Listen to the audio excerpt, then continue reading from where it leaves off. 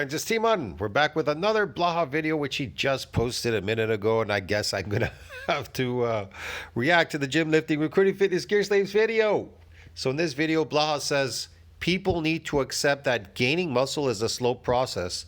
Actually, it's a fast process, and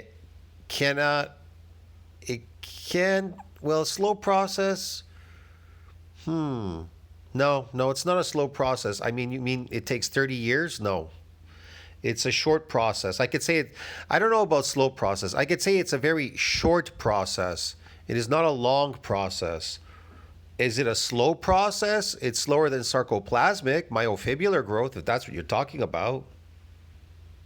Hey everybody, it's Jason Blaha here with Jason Blaha Strength and Fitness, and today I want to chat with you guys and gals about the fact that gaining muscle is an extremely slow process, and that's just a simple reality of it. But a quick reminder, if you guys will please click like and drop me a comment down below, I'd appreciate it so much. So, over to this topic. Blaha's reality. And again, this is barring using fairly copious amounts of PEDs. Barring that situation, muscle growth is actually a pretty slow process. And I know people get confused, or like, but people make nude gains, but it's for a short period of time, right? When you start talking about things like gaining 2 pounds of muscle a month, we need to be extremely clear. Number one, not everyone is physically capable of that. You want to know what noob gains are? Here, I'm going to show you what noob gains are, okay? All right, friends. So if you look up like muscle damage from eccentric exercise, you'll see here it says cited at 2037. A unique feature of eccentric exercise is that untrained subjects become stiff and sore the day afterwards because of what? Damage to muscle. That's a unique feature of eccentric exercise, is that untrained subjects become stiff and sore the next day due to muscle damage. Okay. So there's an AI thing here, it tells you, but you will not get damaged with a repeated bout. I mean, right away with a repeated bout. All right. The very next day, you can't work the same muscles the next day or whatever, or even the next day after that. It takes about a week, 10 days. So, what are the proposed mechanisms? Hold on a second.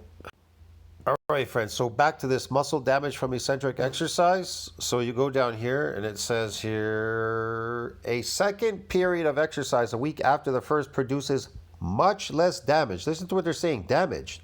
So what was one proposed mechanism? What was one of the manifestations or proposed mechanisms that came out of this damage when muscles get damaged? One proposed mechanism for the adaptation, and that's just one of them. Why you're not getting any more damage is because there was a what? An increase in sarcomere number in muscle fibers. So how do muscles hypertrophy? By increasing what? Sarcomeres in what? In fibers, number in fibers. So you got muscle. You built myofibrillars. Oh, it came out of the damage. Well, let's find out where these nuclei come from too, right? So let's find out about the nuclei stuff, yeah?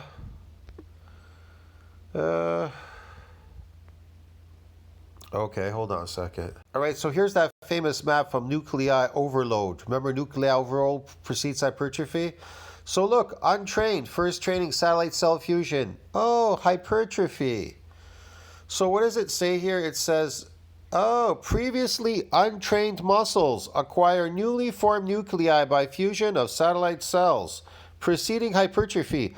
So not only do you get sarcomeres when your muscles are damaged, sarcomeres in parallel in series in number, you also get myonuclei. How about that? But guess what? Guess what happens during hypertrophic process? So during hypertrophic process, so if you go here to myonuclear domain size limit, scroll down here, MND size has a ceiling limit during hypertrophic process, that process which was hypertrophic, get it? Beyond which extra myonuclei are donated by satellite cell to do what? To support further muscle growth. So what do nuclei do? They synthesize proteins, yeah. So it cannot support any more muscle growth. See what I mean? But But that's during hypertrophic process. So you have two problems. The damage has gone down and you reach the ceiling limit during that hypertrophic process, but not every other hypertrophic process that you come across. Get it? You could come back and get another hypertrophic process. But how do you get a hypertrophic process? How do you get the satellite cell to donate its nuclei? How do you get it? By damaging it. Get it? That's right. Damage causes what? It causes the rebuilding of the repair and the remodeling of what? The sarcomere in series and parallel and donating its nuclei. That's what it does, broski. Get it? Yeah, man. So when Blah says damage has nothing to do with building muscle, he's crazy. Maybe sarcoplasmic, but not myofibrillar growth, which is associated with strength, power, speed, and performance. One is physically capable of that.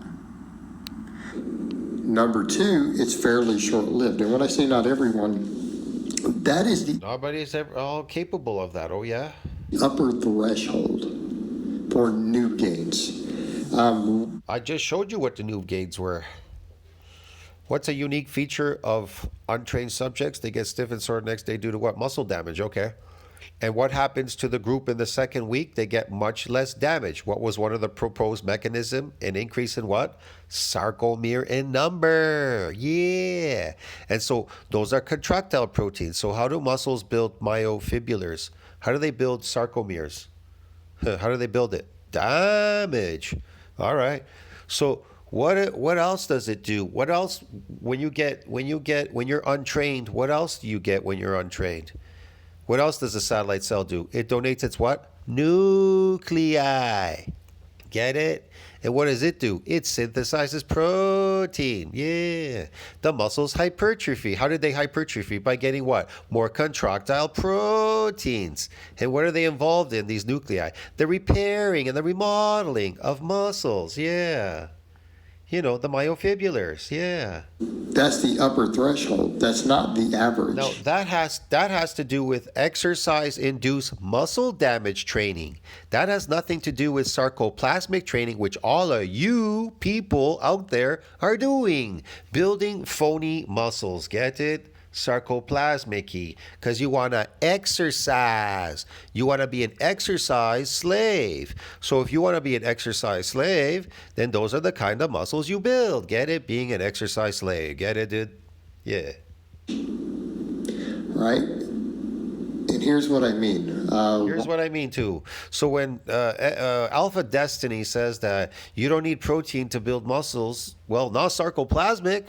You definitely don't need it. That's what he discovered. What he discovered was he didn't need protein to build sarcoplasmic muscles. What he needed is his carbohydrate, slave food, peasant, artificial diet. Yeah. Why is it the upper threshold? That's for tall guys or really underweight guys. In other words, if you're really underweight... Why do you think Blaha keeps promoting eating carbohydrates? Because he knows he has to keep you hanging there, building these phony sarcoplasmic muscles. Because if he was to support carnivore diet and you were to exercise, you would not build any muscles because muscles are post-mitotic. You're not building any muscles lifting weights. And so you're just wasting your time. You're just recruiting motor units to do what? So you can lift furniture? You want to be a furniture lifter, worker, a furniture mover or something, or what? Hell no, man. I don't want to be no fucking furniture mover, bro. You're crazy. I ain't no slave, man. Skinny, you have a below average amount of muscle, right? If you're an average height man and you're 130 pounds walking around, you probably are 10, 15 pounds under muscled from what your frame should have if you were at a more normalized body weight. You're not under pound muscled. I don't know what you are. You're domesticated because you grew up as a domesticated animal. You're not out in nature doing natural things you're supposed to, and you're eating an unnatural diet. What did you expect? So I don't really know what you are. You would probably have neither does Blaha. 10, 15 pounds more muscle. So you're starting from a lower starting position. No, man. You have the fibers that you were born with. You have the muscle fibers that you were born with. Can you increase the myofibrils through hyperplasia? Yes. So hyperplasia, myofibril hyperplasia is when you're building myofibrills. Now, that has nothing to do with myofiber hyperplasia. I've never said that in any of my videos. I didn't say, I said you could build a fiber. But when I was talking about hyperplasia, I'm talking about myofibrills, myofibril hyperplasia, building sarcomeres, you know, myofibrils, yeah. That's hyperplasia. That's a type of hyperplasia. But your muscles are postmitotic. They don't just hyperplasia because you're lifting a weight. You got to activate the satellite cell, these progenitor cells. They got to come out and split and divide. Get it? They got a hyperplasia.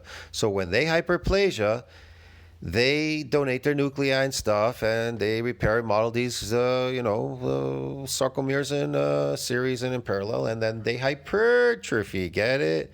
So hyperplasia comes first, then hypertrophy. But in sarcoplasmic hypertrophy, there is no hyperplasia. There's just sarcoplasmic. See what I mean? That's why people will fight with you online and say, no, there's no such thing as hyperplasia. Well, not in sarcoplasmic hypertrophy, there's no such thing, because that's just fluid. That has nothing to do with cells. You're not building cells. You're just increasing the fluid. Than the average person. Okay? Do we understand this? The overweight person has more muscle than the average person. So in other words, the average person, the overweight person has more muscle. Well, the body has to compensate by giving you more muscle because you're carrying more weight on your body, but it's not that much. You know what I mean? It'll increase accordingly to support the fat that you're carrying on your body, because man, you'd be exhausted and fucked up carrying all that weight. Look how small his arms are. He's so delusional, Blaha, eh? What's he looking at? The sky? Activities being equal, the heavier overweight person who's overeaten simply has more muscle on average. Not always, because their lifestyle matters, but just moving. Bro, I eat so much protein. How come my muscles aren't fucking exploding? I eat like 1,000 grams a day. They're not exploding. Why? Because I'm not lifting. I'm not damaging my muscle fibers. And even if I exercise, they're not growing because I'm exercising my muscles. They're not doing anything. They're just replenishing. The protein will replenish itself. Any extra protein is probably just, it's protecting me from deteriorating. That's all, because I'm in a faster regenerative state than deterioration state. Around all the calories, the moving, everything they've done. Think about it. Why do they tell old people to eat protein? Old people, they have to eat more protein. You have to eat more protein than younger people. Why? Because to be in a positive nitrogen balance, so you could regenerate faster than you're deteriorating, because now you're deteriorating faster than you're regenerating. Duh. It's kind of obvious. That's what protein does. That's what your natural food does. Your natural food as a carnivore animal, it regenerates you. And they're carrying extra muscle as a result. The skinnier guy is usually carrying less muscle on average unless he's had physical activity. No, he's not. He's carrying the exact same fiber count. Well, then again, I don't know, because everybody was born with different fiber count. Maybe your friend over there has 100,000, and maybe you just lucked. I don't know. Maybe you only got 85,000 fiber count. Get it? But you can increase the contractile proteins to kind of catch up. That would stimulate muscle growth. So starting from a lower starting point, obviously they can gain faster. Those are the guys who are probably capable of gaining 2 pounds of new muscle per month. All right?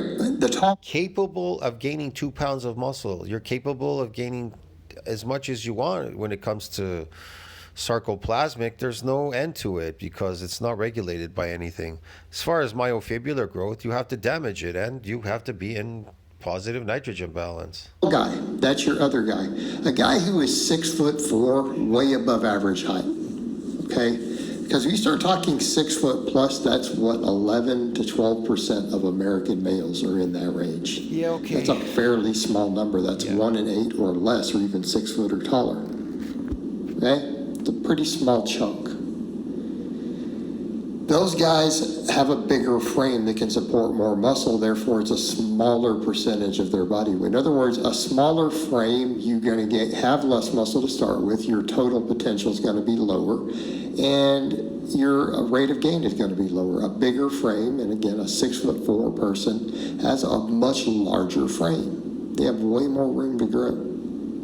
They can gain it faster. So that's why we have that 1 to 2. If you're someone who... Yeah, they can gain sarcoplasmic hypertrophy faster just because they have a bigger frame. No, not necessarily. They'll gain it just the same. Depends on how much carbohydrate is being circulated in your system, if you're outpacing that breakdown. Now, as far as myofibrillar growth, I don't know. It depends. Did they damage muscles? Were they in positive nitrogen balance? If they don't follow the formula, then they're not growing anything. It's bullshit. Blah's just making up stuff. No proof. Who's already carrying extra muscle because you've been carrying extra body weight, you've been a little fluffier, you're shorter. It might be closer to 1 pound. But we need to understand. Yeah, not necessarily. You're going to shrink faster if you lose that fat. Those rates of gain are probably only 5 to 6 months. Maybe. Those are very artificial, man. It'll go away very quickly when you lose the fat. Up to a year, especially towards that pound. After that, it's going to slow dramatically. And I don't think guys realize this. Once you've been training a little while, 2 to 3 pounds of muscle a year is a lot of work. You're going to have to train pretty hard and consistently. He's crazy. Hard. He wants to make you think that you have to keep training forever and never be a slave to try to get 3 pounds a year. You know what 3 pounds is? Nothing, dude. He's crazy. Being relative, I don't think training is that hard. You guys watch me do a 6-rep set of deadlifts at 500 pounds. Look, even AI will tell you can gain up to, 26 pounds of muscle myofibrillar growth within just a couple of months. Up to 30 pounds within a couple of months, if you do it properly. As an older dude, it was hard, but not that hard. It's just training. Training is just training, guys. But you guys understand what I'm saying. It's a slow process. And everyone always has this, I want faster gains. The process itself in myofibrillar is slow. The process in sarcoplasmic can be rapid, can be anything. There's nothing there holding it back. Can be anything. The phony gains like Blaha has. Motor units, it's just based on you lifting something. Just keep lifting, keep pulling, keep lifting, keep benching, whatever. You'll be there forever. But now myofibrillar growth, that's like growing bones. When you grow bones, they repair and they remodel bigger and stronger that area. So the same thing with the muscle fibers. There's numerous micro injuries or micro tears all over the fibers. Then they come back, they remodel bigger and stronger. That's what they do. That's how they get bigger. That's why you get dense. But you blowing up like a balloon from sarcoplasmic, that's totally different, man. That adds a lot to mass, man. You can add a lot to mass. That might make you look intimidating, but you're not going to be very strong carrying sarcoplasmic hypertrophy muscles. Those aren't contractile proteins, I'm telling you. That's water. So if you want to be really strong, man, you want to move for myofibrillar growth. I'm not saying you can't add some sarcoplasmic if you want, just to look intimidating somewhat. But you'll still look pretty intimidating having myofibrillar growth if you did it properly. You should have built enough myofibrillar to look very dense and hard. You know what I mean? That is going to give you kinetic energy, kinetic strength. When you connect with something, believe me, your arm is going to go right through this guy, right through him. Okay, well, it's nice to want things. Look at this foolish guy. You know what? I mean, if we want to make magic wishes, like, why are you wasting one of your magic wishes on that? Like, I don't know why. People act like they've been given a magical wish from a genie. Oh, I want to get really fast gains. Well, okay, that would be nice, wouldn't it? Yeah, if you're doing it properly, if you're damaging, here's the thing. You want really fast gains? All right. So don't forget to eat some complex carbohydrates, do eccentric exercise, come back a week later, repeat. Make sure you do enough damage to those muscle fibers and make sure that protein has exceeded protein breakdown and make sure there's enough carbohydrate complex in your diet to increase the sarcoplasm.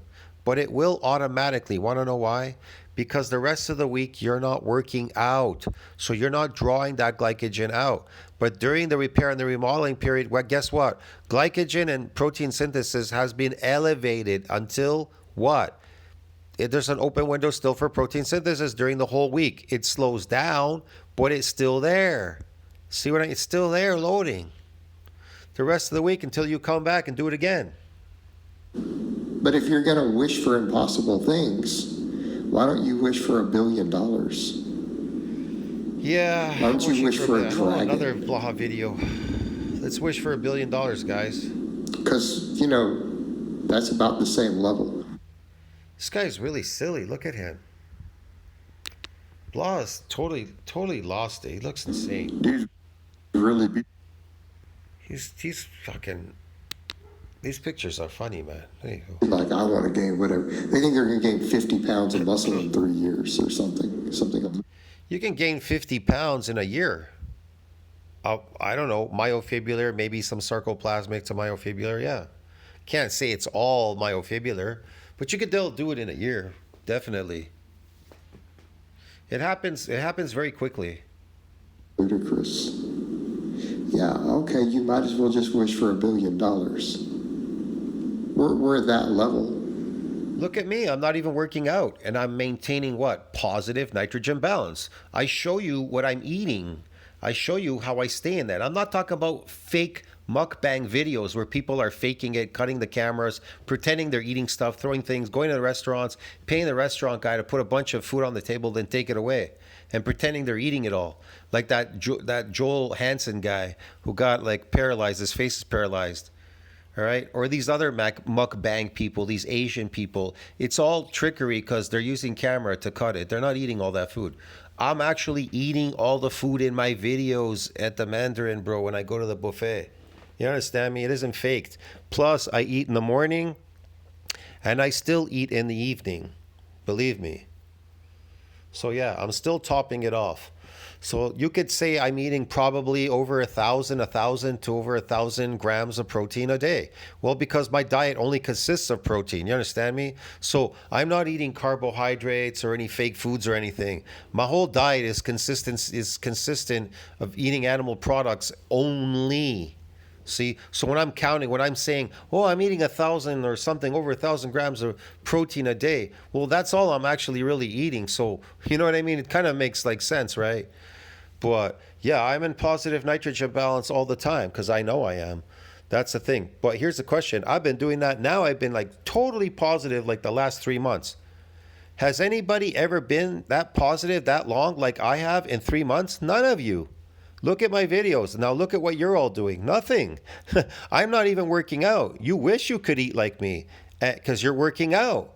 But you're missing what? The formula. Food, bro. Get it? You're not in nitrogen balance, bro. Get it? But I am, but I'm not working out. But you're working out, but you're not in nitrogen balance. Get it? You're actually aging yourself by deteriorating yourself faster than you're regenerating at the gym. Get it?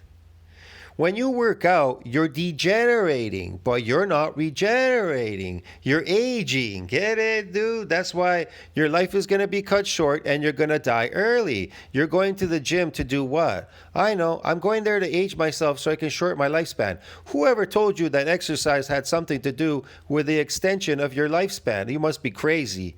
Yeah, I'm going to live longer if I exercise. You have to be nuts to believe that. That's why there's no scientific report. There's nothing in science that says that exercise can extend your lifespan. Impossible. Bullshit. No exercise can extend your lifespan, but muscle damage can. If you activate the satellite cell, expand the satellite cell pool. But that's not based on exercise. That's based on causing injuries to muscle fiber. Exercise is somebody that's going in there and exercising themselves blunted. Consistently lifting like a lifting slave, like Blaha. For you to have the genetics and the frame to put on 50 pounds of muscle in that time frame is like winning the lottery. It's just statistically. All right. Right? The only way that's happening is if you're a 6'5" guy with great muscle genetics who started really skinny, or you got a muscle wasting disease, He's just making this stuff up. Barring that stuff, not going to happen. So it's just silly, and people have to understand that. You have to put in the work consistently, and people have to be patient. They have these ideas. Yeah, protein synthesis outpacing protein breakdown needs to be consistent. It needs to be consistent. Now, as far as muscle damage, it can be consistent, not consistent, consistent, regardless. But that protein synthesis needs to be consistent. If it's not, if you're not outpacing breakdown, you're not anabolic. Therefore, those muscles will not grow. Is that, well, I'm just going to do this and it's going to happen really fast. Or I'll get that with clients sometimes.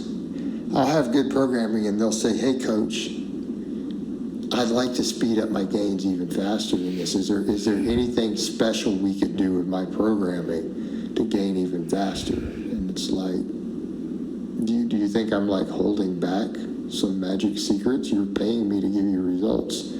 My programming is what I'm doing for you is based upon where you are, about as good as it's going to get. It's like, you want faster results, follow the programming without deviating from it. Stop missing workouts. Yeah, if you want results, follow the program. You got to be in positive nitrogen balance, anabolic growth state. And you need a relative amount of micro damage to those muscles. That's it. And the rest of the week, let your body and the food do the working, the talking for you. Get it? Get your protein in. There's your secret. But, again, people have these ideas. They think they're just... See, look at Blaha. He looks smooth, nothing. He's pretend big. He tries to walk up to the camera like he's big. It's pretend, bro. It's just inflammation, inflammatory response, and some sarcoplasmic. It's garbage. Going to gain muscle so much faster. And they think it's going to be some... Scotch tape and glue over here. Look at him from a side pose here. Look at how he looks. This crazy ball he keeps throwing up in the air is insane. Biohack. Instead of, hey, I should get really strong at my dips and my bench press. I like it. The ball is like flying, bro, in the air. It's just funny, man. And my squats, right? Silly.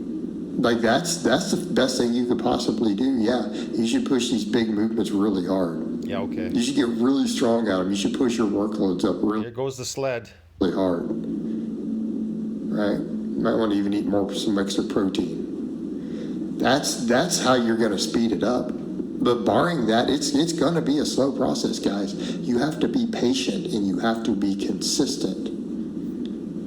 And people are not understanding how many years of work people are putting in. And anyone who is like, well, they got pretty fast gains. No, they used a bunch of drugs. And those gains may not be that. They just use drugs. Guys, you had it. Just use the drugs, like Blaha says. Permanent. They may or may not, depending on what they... It's permanent. Yeah. Blaha's got a sled here going. They did. I love his sled. He's such a slave, eh? What a slave. So, context. Or they had gains already and they lost body fat. What you saw was them dieting down leaner. And I think that creates some confusion also as well. But, Can you imagine what his neighbors think, man? I wonder what they're thinking. Drugs, Photoshop, lighting. Oh, I forgot. They're all busy working. Okay. Careful dieting. It may give the illusion of a lot of muscle growth, but it doesn't mean that's how it's really going to work in the real world. People the illusion. Have to learn to be patient. They have to learn that this is a way of life. It's a lifestyle. You guys have to learn it's a way of life, a way of lifestyle, being a slave, a lifting slave. Do you understand me, people? Are you listening? Hello? McFly, are you listening? You gotta be a peasant slave the rest of your life, man, to this garbage. Yeah, dude. Permanent, real changes in muscle tissue is going to take a long time, and that's okay. Oh, look at him. Hey, the time is going to pass anyway. Use it productively. Bare feet and all, eh? All right, guys, but that's really all I have to say on that today. I hope it's been informative, and I'll talk to you guys and gals next time. Yeah, it's been very informative. Do not be a peasant slave, lifting slave.